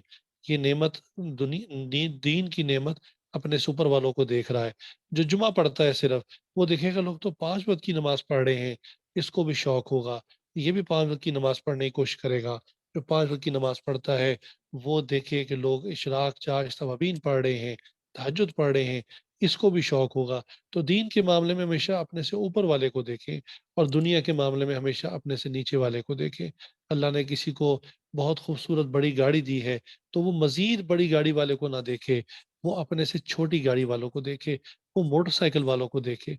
उसके अंदर शुक्र पैदा होगा कि ये देखो बेचारे गर्मी सर्दी खिजा बहार बरसात बारिश के अंदर भीगते हुए जा रहे होते हैं, अल्लाह ने मुझे गाड़ी दी है। इसी तरह मोटरसाइकिल वाले साइकिल वालों को देखें कि मैं कैसे मोटरसाइकिल पे आराम से बैठकर अपनी मंजिल पे पहुंच जाता हूँ, ये बेचारा तो पैडल मारता है, सांस चढ़ जाता है, थक जाता है, और इसी तरह गर्मी सर्दी में ये साइकिल पर जाता है। साइकिल वाला पैदल वालों को देखे कि चलो मैं तो चंद पैडल मारकर जो है अपनी मंजिल पर पहुंच जाता हूँ, ये लोग पैदल जा रहे हैं, इनके पास साइकिल भी नहीं है। और जो बंदा पैदल जा रहा हो, यकीन जानिए कि वो लूले लंगड़े लोगों को देखे कि जिनकी टांगे ही नहीं है, वो सीने के बल हाथों के बल घिसट घिसट कर चल रहे होते हैं, ये अपने पैरों पर चल के जा रहा होता है। लिहाजा उसूल बना लें कि दुनिया के मामले में ہمیشہ اپنے سے نیچے والوں کو دیکھیں، تاکہ آپ کو جو نعمتیں ملی ہیں آپ کے اندر اللہ کا شکر پیدا ہو، اور دین کے معاملے میں ہمیشہ اپنے سے اوپر والے کو دیکھیں تاکہ آپ کے اندر ترغیب ہو۔ لہٰذا ہمیں چاہیے کہ ہم اپنے دل کو دیکھیں، آج تک، بچپن سے آج تک ہم نے اپنے دل پر کتنی محنت کی ہے، ہم نے اپنے اس اسپریچول ہارٹ کو، اپنے روحانی ہارٹ کو کیا غذا دی ہے، ہم نے اس کے اندر حسد کو بھر لیا، کینے کو بھر لیا، شہوت کو بھر لیا، غصے کو بھر لیا، بدنظری کو بھر لیا، اور دنیا کی جتنی بیماریاں ہیں اس کو بھر لیا۔ اور ہمارے اندر اگر یہ بیماریاں ہیں اور انہی بیماریوں کو اگر ہم لے کر چلے گئے تو آخرت میں جو آڈٹ ہوگا، آخرت میں جو رزلٹ ہوگا وہ تو اسی کی بیس پر ہوگا۔ اللہ تعالیٰ کسی کی اس لیے قدر نہیں کریں گے آخرت میں کہ دنیا میں بہت بڑا انجینئر تھا، بہت بڑا سائنٹسٹ تھا، اس نے ناسا کے لیے بڑی خدمات پیش کی، اس نے جو ہے اسپیس کے اندر بڑی ریسرچ کی۔ اللہ تعالیٰ کو ان باتوں کی کوئی پرواہ نہیں۔ اللہ تعالیٰ کو اس بات کی بھی کوئی پرواہ نہیں ہے کہ اس کے پاس بہت زیادہ مال تھا، اس نے بہت مال اکٹھا کر لیا تھا، وہ مال تو اللہ ہی کا دیا ہوا ہے۔ اللہ تعالیٰ کو اس بات کی کوئی پرواہ نہیں ہے کہ کوئی عورت بڑی حسین تھی، اس کی وجہ سے اللہ اس کو بخش دے۔ اللہ تعالیٰ نے تو حسین اس کو خود بنایا ہے، اس میں اس عورت کا تو کوئی کمال نہیں۔ اب سوچئے کہ آخرت میں ہمارا آڈٹ کس بات پر ہوگا، آخرت میں ہمارا ٹیسٹ کس بات پر ہوگا؟ ہمارا ٹیسٹ اسی بات پر ہوگا کہ تم سنورا ہوا دل لے کر آئے ہو یا نہیں، یا بگڑا ہوا دل لے کر آئے ہو۔ اگر بیمار دل آئے ہو تو اللہ تعالیٰ اس بیمار دل کو ایک انکیوبیٹر میں ڈال دیں گے، اور جس طرح چیزوں کو انکیوبیٹ کیا جاتا ہے، اسٹرلائز کیا جاتا ہے، بیکٹیریا فری کیا جاتا ہے، ایک ہیٹ اوون کے اندر رکھ کے وہاں ان کے سارے بیکٹیریاز کو کل کیا جاتا ہے، پھر جو بیمار دل لے کر جائے گا اللہ تعالیٰ اس کے بیمار دل کو بھی ایک ہیٹ اوون کے اندر رکھیں گے جس کا نام جہنم ہے۔ اللہ تعالیٰ ہم سب کی حفاظت فرمائے اس جہنم سے۔ لہٰذا ضرورت اس بات کی ہے کہ ہم دنیا کے اندر رہتے ہوئے اپنے اس دل کو سنوار لیں۔ اب ساری بات کا کنکلوژن، ساری بات کا خلاصہ یہ کہ یہ باتیں ایسی نہیں ہیں کہ علمی طور پر آپ نے سن لی اور آج سے ہی آپ کا دل سنور جائے گا، آج سے ہی آپ کا دل سیدھا ہو جائے گا، بلکہ اس کے لیے مستقل علاج کروانا پڑتا ہے۔ جیسا کہ میں نے شروع میں عرض کیا تھا، جس جسم بیمار ہو جائے اس کے ڈاکٹرز ہوتے ہیں، روح بیمار ہو جائے اس کے بھی ڈاکٹرز ہوتے ہیں، ان کو مشائخ کہتے ہیں، ان کو اہل اللہ کہتے ہیں، ان کو اہل علم کہتے ہیں۔ انسان ان کی صحبت میں رہے، ان سے تعلق قائم کر لے، اور تعلق قائم کرنے کے بعد مستقل اپنی اصلاح کروائے، اپنے عیبوں کو بتائے۔ جیسے انسان کسی فزیشین کے پاس جاتا ہے، کسی ڈاکٹر کے پاس جاتا ہے، بتاتا ہے میرے پیٹ میں درد ہے، فلاں جگہ پر درد ہے، درد کی انٹینسٹی یہ ہے اور یہ کیفیت ہے۔ وہ درد کو چھپاتا نہیں ہے، وہ سمجھتا ہے کہ یہ میری بیماری ضرور ہے، یہ میرا عیب ضرور ہے، لیکن میں بتاؤں گا تبھی ڈاکٹر صاحب صحیح اس کی دوائی دے سکیں گے۔ اسی طرح جو ہے وہ بیعت کی جاتی ہے، مشائخ سے تعلق قائم کیا جاتا ہے، مستقل جڑ جایا جاتا ہے، اور اپنے روحانی امراض بتائے جاتے ہیں کہ میں تنہائی میں کیا کرتا ہوں، مجھے کیا کیا امراض لگے ہوئے ہیں۔ پھر وہ مشائخ اسی کے مطابق اس کا علاج بتاتے ہیں، کوئی خاص صورت پڑھنے کے لیے بتا دیتے ہیں، کوئی خاص ذکر کسی خاص مقدار میں بتا دیتے ہیں، قرآن کریم کی تلاوت کا بتاتے ہیں، نوافل کا بتاتے ہیں، بعض لوگوں کو نفلی روزے پڑھنے کا بتاتے ہیں۔ وہ اللہ تعالیٰ نے ان کو ایک سمجھ دی ہوتی ہے جس کی وجہ سے اللہ تعالیٰ بالآخر مریض کو شفا دیتے ہیں، روح پاکیزہ ہو جاتی ہے۔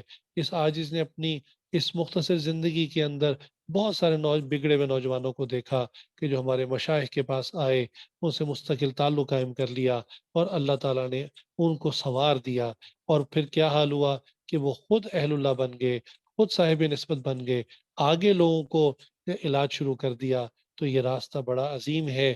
قرآن کریم میں اللہ تعالیٰ نے 7 قسمیں کھا کر فرمایا کہ تحقیق کہ کامیاب ہو گیا وہ شخص جو ستھرا ہوا۔ یہ ہے ستھرا کا ترجمہ، یہ ہے ستھرا کی جو اصل بات جو آپ کو میں عرض کرنا چاہتا تھا، اس کا قلب ستھرا ہوا۔ لہٰذا یہ کامیابی حاصل کرنا ہم سب کی ضرورت ہے، ہم اس کے محتاج ہیں۔ اس میں اللہ سے دعائیں بھی مانگیں اور اس کی کوشش بھی کریں۔ اس کی کوشش شیخ بھی کرتے ہیں اور ان سے تعلق رکھنے والا اسٹوڈنٹ بھی کرتا ہے۔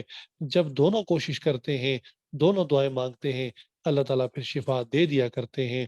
لہٰذا آپ سے جتنی یہ باتیں عرض کی ہیں ان کو دل میں ذخیرہ کر کے کوشش کیجئے کسی نہ کسی اللہ والے سے مستقل رابطہ جوڑ لیں، مستقل تعلق قائم کر لیں، تاکہ جب بھی کوئی دل میں شیطانی وسوسہ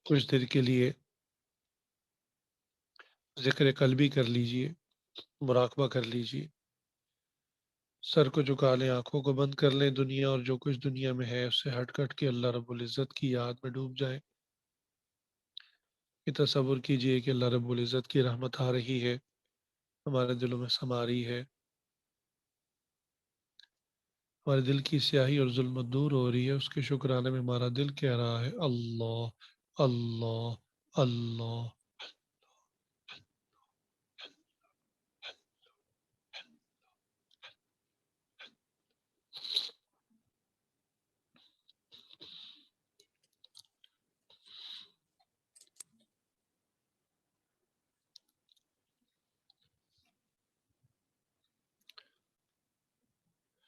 ہوا و حرص والا دل بدل دے، میرا غفلت میں ڈوبا دل بدل دے۔ ہوا و حرص والا دل بدل دے، میرا غفلت میں ڈوبا دل بدل دے۔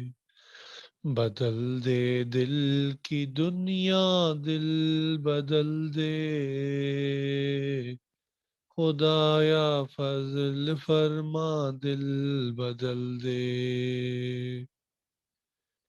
رہوں بیٹھا میں اپنا سر جھکا کر، رہوں بیٹھا میں اپنا سر جھکا کر، سرور ایسا عطا کر دل بدل دے۔ گناہ گاری میں کب تک عمر کاٹوں، بدل دے میرا رستہ دل بدل دے۔ سنوں میں نام تیرا دھڑکنوں میں، مزہ آ جائے مولا دل بدل دے۔ سہل فرما مسلسل یاد اپنی، خدایا رحم فرما دل بدل دے۔ یہ کیسا دل ہے سینے میں الہی، جو زندہ بھی ہے مردہ دل بدل دے۔ تیرا ہو جاؤں اتنی آرزو ہے، تیرا ہو جاؤں اتنی آرزو ہے، بس اتنی ہے تمنا دل بدل دے۔ پڑا ہوں تیرے در پر دل شکستہ، رہوں کیوں دل شکستہ دل بدل دے۔ ہوا و حرص والا دل بدل دے، میرا غفلت میں ڈوبا دل بدل دے۔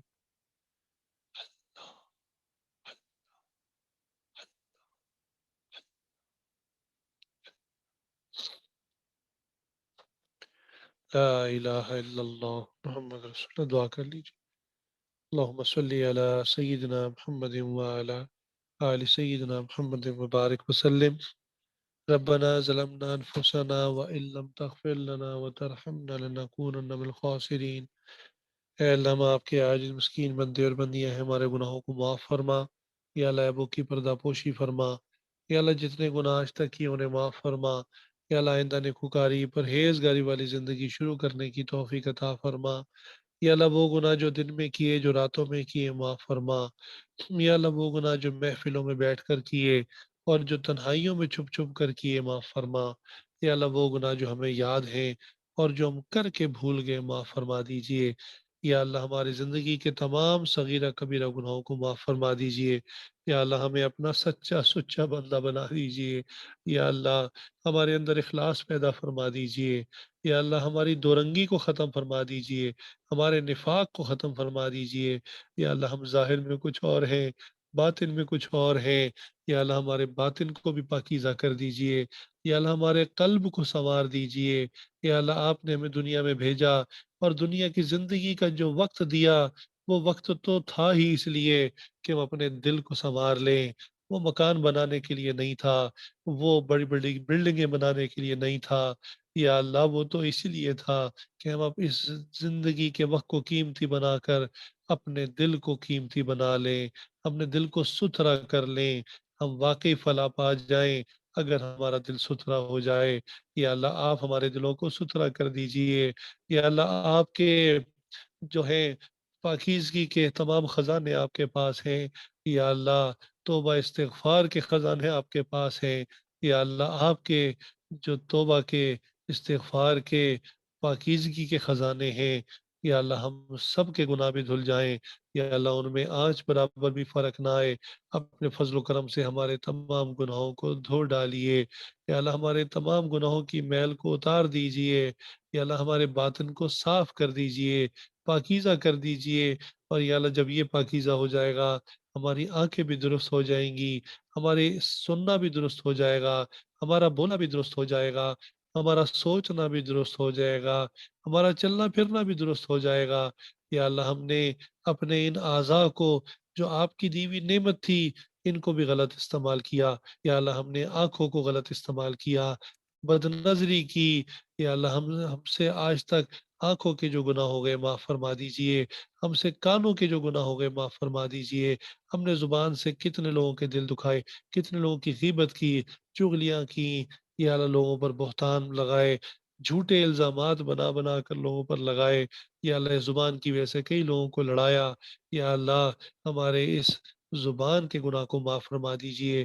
یا اللہ ہمارے دماغ کے اندر جو گندی شیطانی شہوانی سوچیں آئیں، خیالات آئے، نیگیٹو تھاٹس آئیں، جن کو ہم نے پھر پلان کیا، یا اللہ ہمارے ان پلانس کو اور ان غلط سوچوں کو یا اللہ ان کو صاف فرما دیجئے اور اس گناہ کو معاف فرما دیجئے۔ ہمیں اندر باہر سے پاکیزہ کر دیجئے۔ یا اللہ جیسے ہم پانی سے غسل کرتے ہیں، ہم صاف ستھرے ہو جاتے ہیں، یا اللہ آج توبہ کا غسل کرا دیجئے، ہمیں اندر سے بھی صاف کر دیجئے، ہمارے دل دماغ کو صاف کر دیجئے، ہمارے ان اعضاء کو صاف کر دیجئے۔ یا اللہ ہماری شخصیت کو آج بدل دیجئے، ہماری سوچ کے زاویے کو آج بدل دیجئے، ہمارے دیکھنے کے انداز کو بدل دیجئے، ہمارے سننے کو بدل دیجئے، ہمارے بولنے کے انداز کو بدل دیجئے۔ یا اللہ ہماری نسبت ہی بدل دیجئے اپنے فضل و کرم سے۔ یا اللہ اپنے خصوصی فضل و کرم سے ہم پر رحم کا معاملہ فرما دیجئے۔ یا اللہ جو کہا سنا اس پر عمل کرنے کی توفیق عطا فرما دیجئے۔ یا اللہ اپنے فضل و کرم سے جو پریشان حال ہیں ان کی پریشانیوں کو دور فرما، جو بے اولاد ہیں ان کو نیکوکار اولاد عطا فرما، جو صاحب اولاد ہیں ان کی اولاد کو والدین کا فرما بردار بنا۔ یا اللہ ان کی آنکھوں کی ٹھنڈک بنا، جن گھروں میں جوان بچے بچیاں ہیں والدین کے لیے ان کے رشتے کرنے آسان فرما۔ یا اللہ جو بھائی کاروبار کی طرف سے، رزق کی طرف سے، نوکریوں کی طرف سے پریشان ہیں، کشائش والا، عافیت والا، برکت والا حلال رزق کا ذریعہ تھا فرما۔ یا اللہ جو بیمار ہیں انہیں کامل شفا عطا فرما۔ یا اللہ کچھ دوستوں نے، خواتین نے دعاؤں کے لیے کہا، بیماروں کے لیے خاص طور سے، یا اللہ ہر ایک کو ہر قسم کی بیماری سے شفا عطا فرما، کرونا کی بیماری سے، یا اللہ ڈینگی کی بیماری سے، ہر قسم کے وائرس سے، ہر قسم کی یا اللہ بیماری سے، چاہے وہ جسمانی ہو، چاہے وہ روحانی ہو، حسد ہو، کینہ ہو، بغض ہو، شہوات ہو، یا اللہ غصہ ہو، تکبر ہو، ان تمام جسمانی اور روحانی بیماریوں سے ہمیں شفا عطا فرما دیجئے، ہمیں پاکیزگی عطا فرما دیجئے۔ یا اللہ ہماری روح کو مضبوط کر دیجئے، ہمیں وہ روحانی اعمال کرنے کی توفیق عطا فرما، کثرت سے قرآن کریم پڑھنے کی توفیق عطا فرما۔ یا اللہ 5 نمازوں کا اہتمام کرنے کی توفیق عطا فرما۔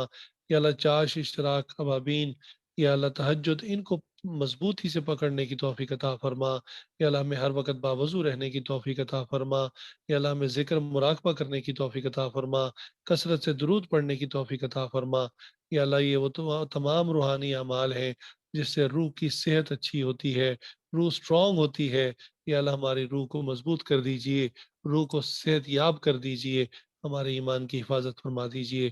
یا اللہ جن بھائیوں نے، دوستوں نے مستورات میں دعاؤں کے لیے کہا یا کہنا چاہتے تھے نہیں کہہ سکے، ہماری دعاؤں میں انہیں عطا فرما۔ یا اللہ ہمارے ملک پاکستان کی حفاظت فرما۔ یا اللہ اندرونی بیرونی تمام خطروں سازشوں سے اس کو محفوظ فرما۔ یا اللہ ہمیں نیک حکمران عطا فرما، امت کے لیے، قوم کے لیے اچھے فیصلے کرنے کی توفیق عطا فرما۔ یا اللہ جیسا کہ سننے میں آ رہا ہے کہ کرونا کی بیماری پھر سے زور پکڑنے لگی ہے، یا اللہ اپنے فضل و کرم سے، یا اللہ اس بیماری سے سب کو محفوظ فرما، سب کو عافیت عطا فرما، یا اللہ سب کو شفا عطا فرما۔ یا اللہ ہمارے پیارے نبی حضرت محمد صلی اللہ علیہ وآلہ وسلم نے جتنی خیریں مانگی ہیں تمام خیریں ہمیں عطا فرما، اور جتنے شرور سے پناہ مانگی ہے تمام شرور سے ہماری حفاظ فرما۔ وصلی اللہ تعالی علی خیر خلقہ محمد و آلہ و صحبہ اجمعین، آمین برحمتک یا ارحم الراحمین۔